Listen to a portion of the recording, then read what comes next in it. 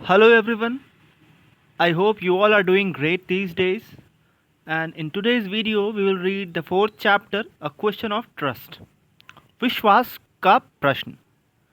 ऐसा कहा जाता है कि एक चोर को पकड़ने के लिए आपको पीछे चोर ही लगाना पड़ता है। You must a thief to catch a thief. But it is also said that there is honour among thieves. लेकिन ऐसा भी कहा जाता है कि चोरों के बीच भी रैंक होता है। चोर भी एक दूसरे का सम्मान करते हैं। तो कौन सी कहावत इस स्टोरी में उभर कर आती है? Let's read to find out. What does Horace Denby like to collect? Horace Denby क्या कलेक्ट करने का शौकीन था? और why does he steal every year? और वो हर साल चोरी क्यों किया करता था? Now let's read the story. Everyone thought that Horace Denby was a good honest citizen. हर किसी को तो यही लगता कि हॉरेस डेनबी एक अच्छा और ईमानदार नागरिक है। वो लगभग 50 साल बूढ़ा था और अभी गैर शादीशुदा था। And he lived with a house keeper. वो एक हाउस कीपर के साथ रहता जो कि उसके सारे हेल्थ की परवाह करता।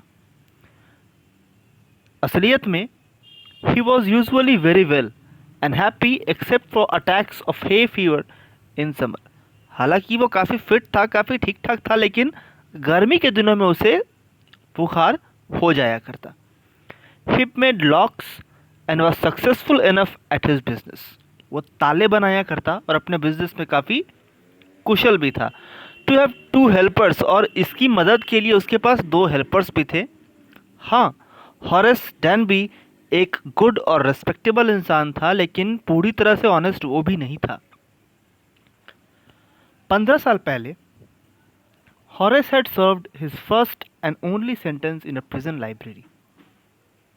15 साल पहले उसे सज़ा मिली थी। वो कैदियों के बीच लाइब्रेरी में रहा करता। He loved rare expensive books. उसे रेयर मतलब जो काउंटिंग में काफ़ी कम हों, यूनिक हों और एक्सपेंसिव हों। So he robbed a safe every year. तो वो हर साल एक वैसी ही चोरी तो किया करता।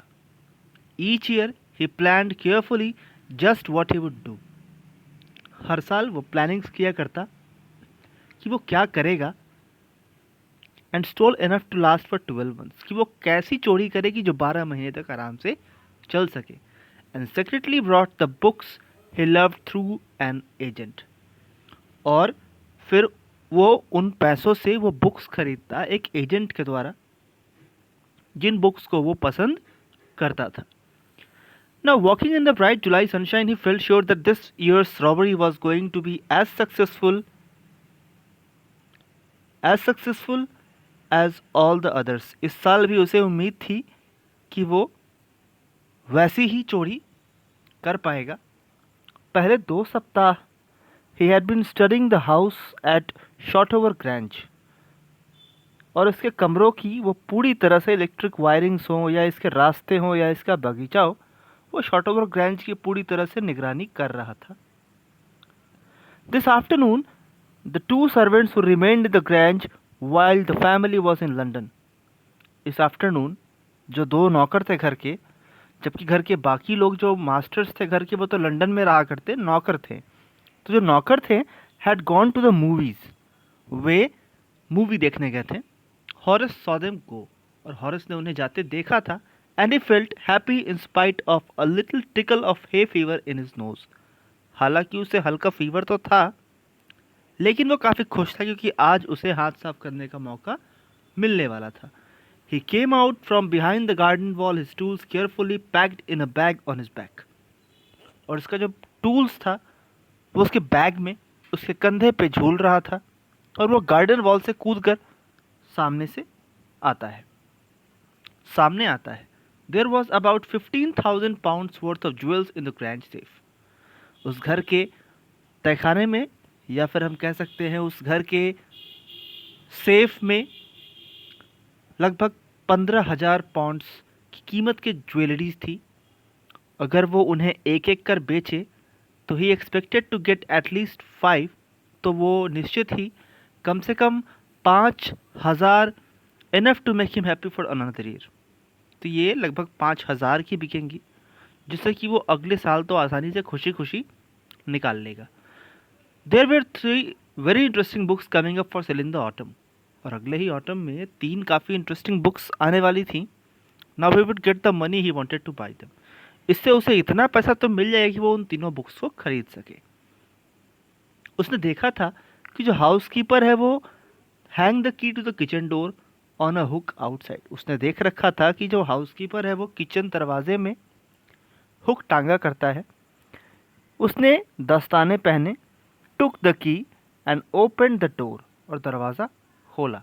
ही was always careful not to leave any fingerprints. वो बिल्कुल इस बात का ध्यान रखता कि उसकी फिंगरप्रिंट्स कभी पकड़ी ना जाए। A small dog was lying in the kitchen.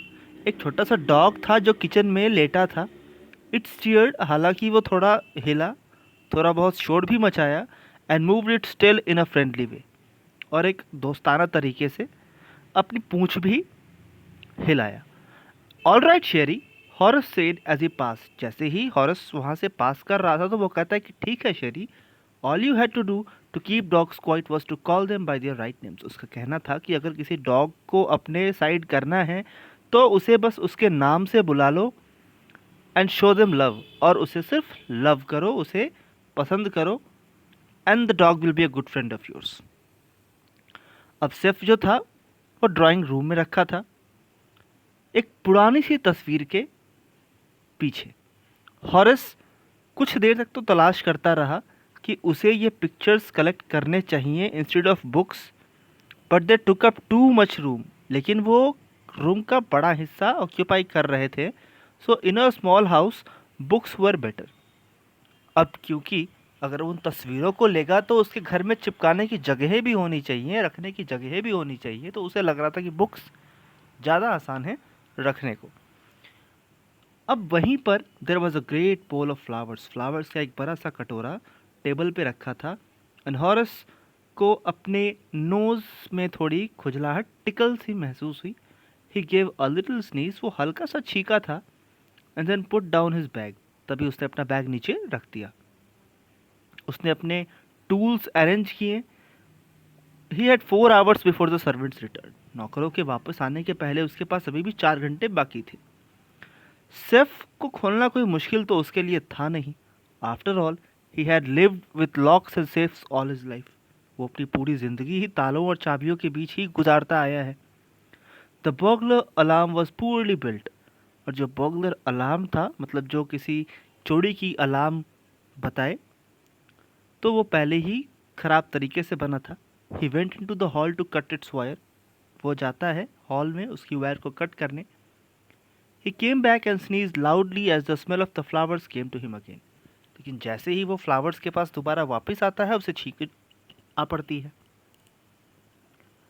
How foolish people are when they own valuable things. वो सोच रहा है कि कैसे बेवकूफ़ होते हैं वे लोग जो कि इतनी वैल्यूएबल थिंग्स को रखते हैं। और ये सोच रहा है, a magazine article had described this house. इस हाउस की चर्चा एक मैगजीन आर्टिकल में भी हुई थी। Giving a plan of all the rooms and picture of this room, जिसमें कि इस घर के सभी कमरों और इस कमरे की तो तस्वीर तक दी गई थी। The writer had even mentioned that the painting had a safe. Writer ने यह भी लिख रखा था कि इस घर में एक सेफ भी है। पेंटिंग के पीछे एक सेफ भी है, एक अलमीरा जैसी चीज़ जिसमें कि खजाना रखा जाता है, वह भी है। But Horace found that the flowers were hindering in his work. He buried his face in the handkerchief. लेकिन हॉरेस को लगा कि जैसे फ्लावर्स उसे बाधा पहुंचा रहे हों, हिंडरिंग मीन्स बाधा पहुंचाना, डिस्टर्ब करना, तो उसने अपने चेहरे को अपनी रुमाल में छिपा लिया। Then he heard a voice say from the doorway, what is it, a cold or hay fever? ये है क्या, कि ये कोई सर्दी है या फिर सिंपल फीवर? इसके पहले कि वो कुछ सोच सकता, Horace hay fever and found himself sneezing again. वो कहता है कि हे फीवर, और खुद को दोबारा छींकते पाता है। The voice went on. अब कोई लगातार आवाज़ दिए जा रहा था। वो कह रहा था कि तुम इसे ठीक कर सकते हो एक स्पेशल ट्रीटमेंट के साथ। You know, if you find out just what plant give you the disease. अगर तुम्हें ये अगर तुम्हें ये पता चल जाए कि तुम्हें किस पौधे से ये बीमारी हुई है तो तुम ठीक हो सकते हो। I think you would better see a doctor if you are serious about your work. अगर तुम अपने काम के प्रति सीरियस हो तो तुम्हें डॉक्टर से मिल लेना चाहिए। I heard you from the top of the house just now. मैं तो अभी घर के ऊपर से तुम्हें सुन पा रहा था या पा रही थी। Now is he a male or a female? Let us see in the next page, page number 22। Who is speaking to Horace Denby? अब ये कौन है जो हॉरेस डेनबी से बातें कर रहा है? Who is the real culprit in the story? और इस स्टोरी में मेन दोषी कौन है? It was quite kindly voice but one with firmness in it. ये एक क्वाइट काइंडली वॉइस थी लेकिन इसमें एक फर्मनेस भी थी। A woman was standing in the doorway. अब वो कौन थी? तो वो एक वुमन थी जो कि दरवाजे पे खड़ी थी। And Sheri was rubbing against her.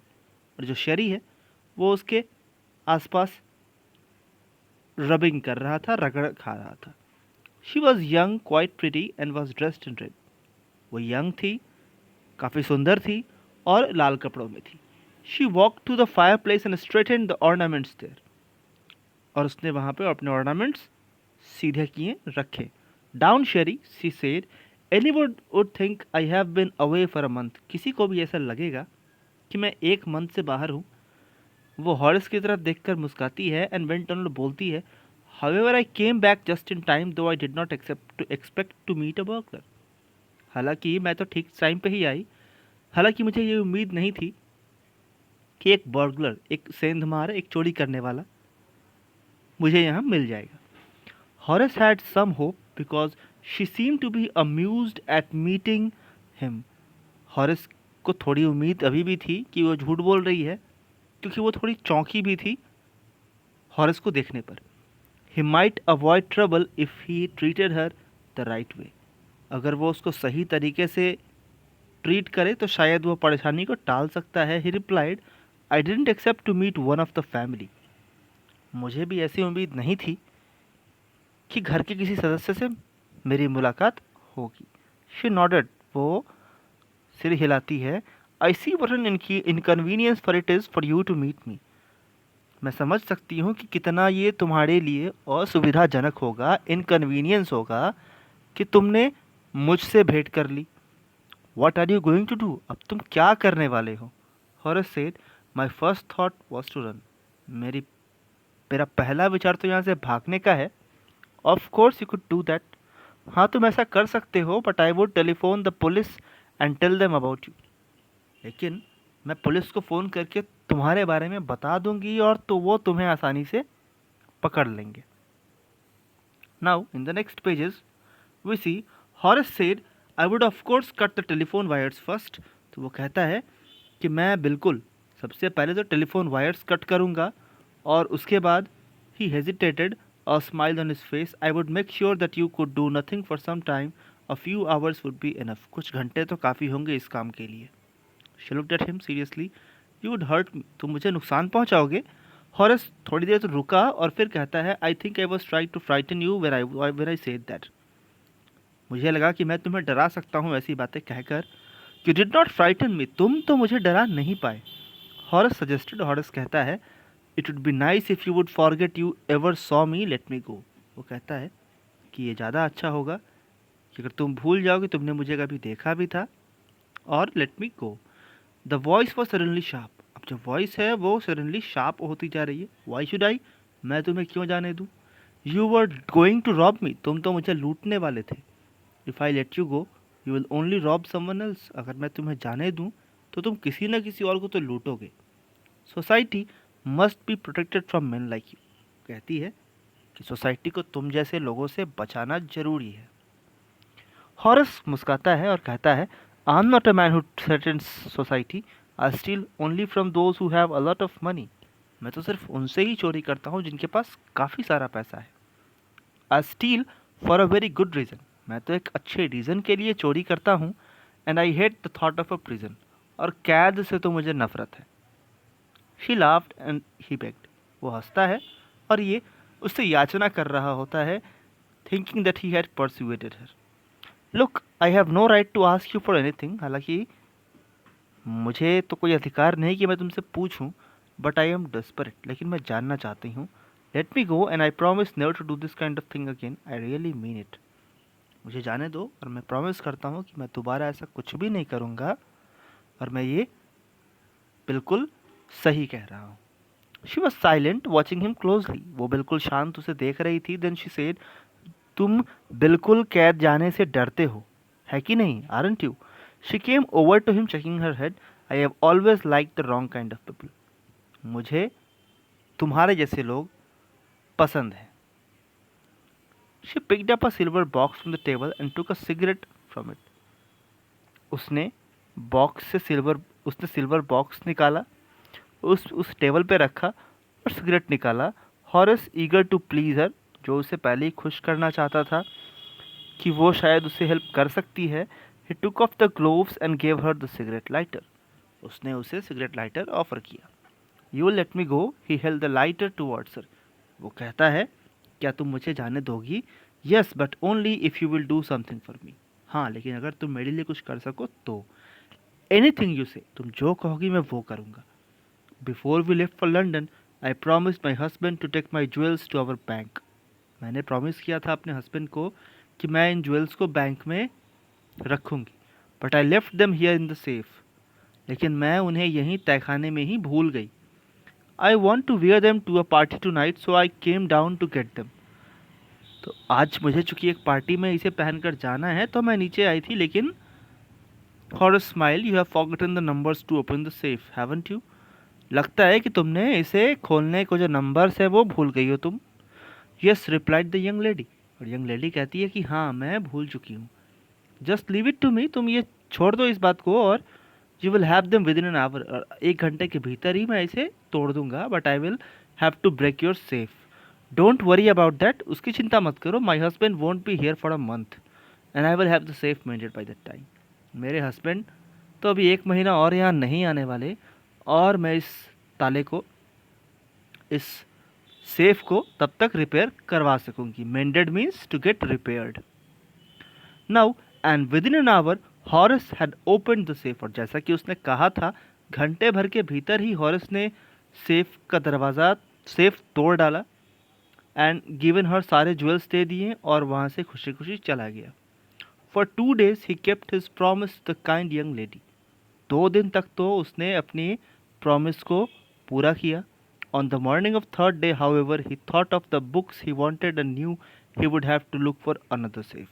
जैसा उसने प्रॉमिस किया था कि वो किसी के यहाँ भी चोरी नहीं करेगा, तो पहले 2 दिन तो उसने बिल्कुल चोरी नहीं की. तीसरे दिन वो खुद को रोक नहीं पाया. But he never got the chance to begin his plan. लेकिन उसे शुरुआत ही करने का मौका नहीं मिला.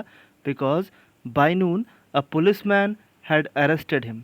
दोपहर को एक पुलिसमैन ने उसे गिरफ्तार कर लिया था क्योंकि एक चोरी हुई थी शॉर्ट ओवर ग्रैंज में. तो शायद आपको अब समझ आया होगा that the lady was not the real mistress of the house, rather she was also a crooked, shrewd thief. His fingerprints, for he had opened the safe without gloves. उसके fingerprints भी अवेलेबल थे क्योंकि उसने उसे बिना gloves के खोले थे. और रूम में चारों तरफ बिखरे पड़े थे और किसी को यकीन नहीं आ रहा था when he said that the wife of the owner of the house had asked him to open the safe for her. उसे यकीन ही नहीं आ रहा था जब उसने कहा कि घर की मालकिन ने ही उसे ये लॉक खोलने को कहा था. The wife herself, a grey-haired, sharp-tongued woman of 60, said that the story was nonsense. जो घर की मालकिन थी वो तो 60 साल की बूढ़ी महिला थी. वो कहती है कि ये तो कहानी ही झूठी है. Horace is now the assistant librarian in the prison. और जो हॉरेस कभी प्रिजन जाना नहीं चाहता था वहाँ वो अब असिस्टेंट लाइब्रेरियन है. ही ऑफन थिंक्स, वो कभी कभी सोचता है, of the charming clever young lady, उस यंग लेडी के बारे में जो कि सेम प्रोफेशन में थी जो कि वो किया करता था. एंड हु ट्रिक्ड हिम, और जिसने उसे बेवकूफ़ बनाया. He gets very angry when anyone talks about honour among thieves. वो काफ़ी गुस्सा हो जाता है जब वो सुनता है कोई भी बातें कर रहा हो कि थीव्स के बीच भी एक ऑनर, एक रेस्पेक्ट होता है. And the story is written by Victor Canning. The story is written by Victor Canning, and the story revolves around 2 characters only. First is the Horace Danby, And second one is the strange thief, the strange burglar who was in that house disguised as the mistress of that Shotover Grange. So that's all for this video. Though the video is quite lengthy, but I hope that you liked it. So keep liking the videos, keep subscribing if you find it's good. So till then, thanks and goodbye.